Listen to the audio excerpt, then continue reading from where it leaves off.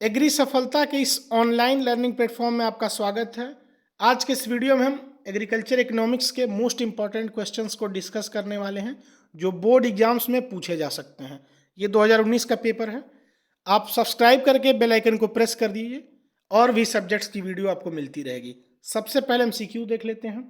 निम्नलिखित में से किस अर्थशास्त्री ने अर्थशास्त्र धन का विज्ञान है कहा? तो ये एडम स्मिथ ने कहा था। निम्नलिखित में से कौन सा उत्पादन का उपादान नहीं है?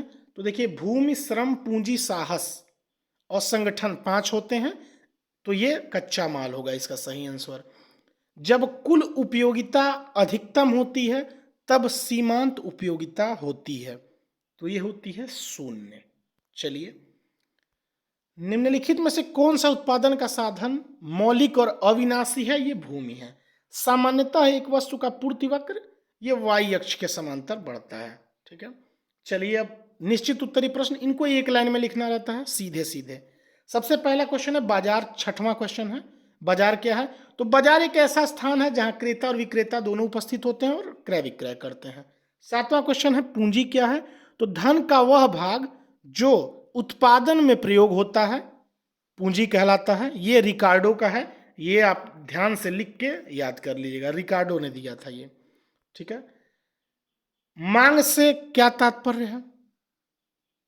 देखिए, मांग किसी वस्तु की वह मात्रा है जो एक निश्चित कीमत पर खरीदने के लिए उपभोक्ता द्वारा तैयार है। ठीक है, एग्जाम्पल के लिए आप 5 रुपए का सामान है और आप उसको खरीदने के लिए तैयार हैं, तो वो डिमांड हो जाएगी। स्थिर पूंजी का अर्थ लिखिए। तो स्थिर पूंजी का अर्थ ये है कि स्थिर पूंजी परिवर्तनशील नहीं होती है।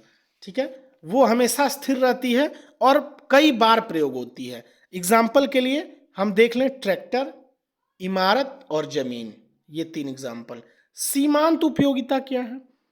तो जब किसी वस्तु की एक सीमांत इकाई को प्रयोग करने से जो तुष्टिगुण प्राप्त होता है, सीमांत उपयोगिता। एग्जाम्पल के लिए आप 4 रोटी खाए, 5वीं रोटी जब आप खाएंगे तो उससे जो आपका सेटिस्फेक्शन लेवल होगा वो सीमांत उपयोगिता में गिना जाएगा।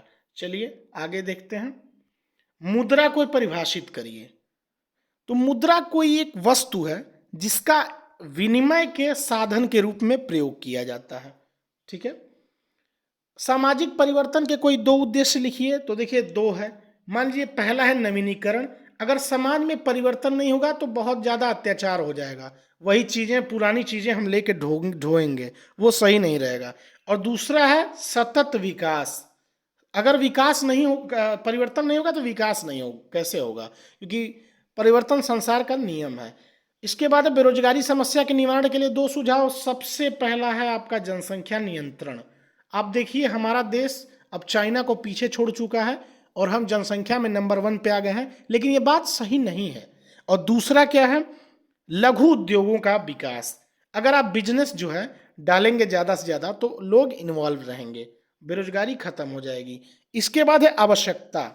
तो आवश्यकता ऐसी मानवीय इच्छाएं हैं जिनको पूरा करने के लिए व्यक्ति के पास साधन होते हैं और उनको साधनों को खर्च करने के लिए तत्पर रहता है। मतलब इच्छा प्लस साधन प्लस खर्च करने की तत्परता इज इक्वल टू आवश्यकता। Simple language. लगान की परिभाषा बताइए। तो देखिए, लगान भूमिपति को भूमि की मौलिक तथा अविनाशी शक्तियों के प्रयोग के बदले में दिया जाता है। ठीक है, और ये जो है रिकार्डो का है, मोस्ट इंपॉर्टेंट है, इसको आप नोट डाउन करके लिख लीजिए। एक बार मैं फिर से बोल देता हूं कि भूमि की उपज का वह भाग जो भूमिपति को भूमि की मौलिक तथा अविनाशी शक्तियों के प्रयोग के बदले में दिया जाता है। जिसकी जमीन है उस जमीन का आपने प्रयोग किया, उसके बदले में आप उसको किराया देंगे। सीधी सी बात है, यही लगान है।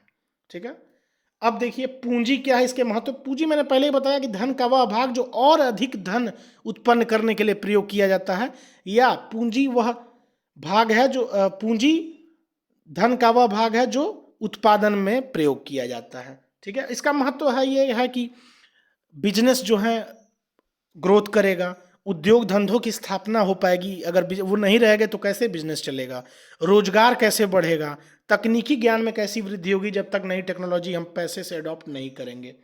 फिर सामुदायिक संस्थानों के कार्यों का वर्णन करिए। तो ये कृषि का विकास करती हैं, ठीक है, ये सफाई का विकास करती हैं, सफाई करवाती हैं कई जगह पे संस्थाएं, और ये प्रशिक्षण देती हैं, शिक्षा का विकास करती हैं, कई सारे इनके वो हैं। जनसंख्या का महत्व, ये जनसंख्या बहुत जरूरी है, बहुत कम भी नहीं होनी चाहिए। जनसंख्या से ही जो है देश की स्ट्रेंथ होती है। जब ज़्यादा लोग रहेंगे तो ही देश का विकास हो पाएगा, लेकिन वो इतने ज़्यादा ना हो कि बहुत ज़्यादा भर जाए, ठीक है। एक ऑप्टिमम जो है जनसंख्या जरूरी होती है देश के विकास के लिए। अब है कृषि के विकास में ग्रामीण बैंकों की भूमिका। तो ग्रामीण बैंक जो है वो ऋण प्रदान करते हैं आसानी से, इनकी जो कार्य प्रणाली है वो बहुत सरल है और बहुत कम ब्याज लेते हैं ये, ठीक है, तो इसलिए बढ़िया है। और बाकी यहाँ पे बता ही दिया मैंने। फिर विनिमय से आप क्या समझते हैं? तो विनिमय दो पक्षों के मध्य होने वाले ऐच्छिक वैधानिक हस्तांतरण की प्रक्रिया को विनिमय कहते हैं। दो लोग हैं, खरीद और बेच कर रहे हैं, तो ये दोनों के बीच में जो हो रहा है, जैसे मैंने आपको एक सामान दिया और आपने उसके बदले में मुझे पैसा दिया, तो ये एक्सचेंज जो है इसी को कहते हैं एक्सचेंज, ठीक है, विनिमय। मांग के नियम की व्याख्या करिए। तो मांग का नियम ये बताता है कि जब किसी वस्तु की कीमत बढ़ती है, मान लीजिए प्राइस बढ़ गई, तो उस वस्तु की मांग घट जाती है, डिमांड घट जाती है। और जब प्राइस गिर जाएगी तो डिमांड बढ़ जाएगा।